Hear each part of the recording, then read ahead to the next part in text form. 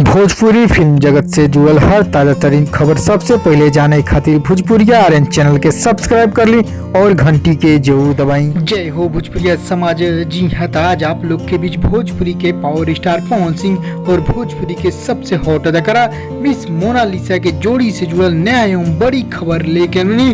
दोनों की ई जोड़ी आज पूरा करे वाला नया एवं सबसे बड़ा रिकॉर्ड, दोनों की ई रिकॉर्ड से पूरा भोजपुरिया फैंस दर्शक आग लगा दिल। जी हाँ, ई रिकॉर्ड जोन चीज हम बतावल बनी खबर, वो खबर ही ऐसा बा कि चारों तरफ वायरल बा, यानी आग लगा दिल भाई नया प्रोजेक्ट। जी हाँ, तो कहल जा पवन मोनालिसा के जोड़ी के आखिरी फिल्म, जी हाँ आखिरी जोड़ी जोन की आप लोग भी आज तक रिकॉर्ड बनेगा, रिकॉर्ड ई प्रोजेक्ट आग लगा दिल पूरा फैंस लोग भी। जी हाँ, तो सारा कुछ रिपोर्ट डिटेल साथ बता जोन की भोजपुरी के सबसे बड़ा प्रोजेक्ट बा और सबसे अलग और सबसे ज्यादा आग लगल बा ये प्रोजेक्ट जोन की पवन मोनालिसा की हॉट अवतार। जी हाँ, तो सारा कुछ जाने में बस आप वीडियो के अंत तक देखी।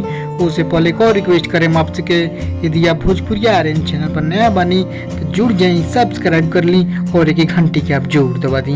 जी हाँ, तो चलिए आप दर्शक फैसले बताए नया हम तारो ताजा रिपोर्ट फिर आज पवन सिंह का नया रिकॉर्ड तो बना ही वाला बना वो रिकॉर्ड पवन और मोनालिसा को जो आग लगावे वाला रिकॉर्ड। जी हाँ, तो पिछला दिनों पवन और मोना के साथ साथ अक्षरा के भी एक नया फिल्म देखनी आप सब, उनकी फिल्म के नाम रहे पवन रगा।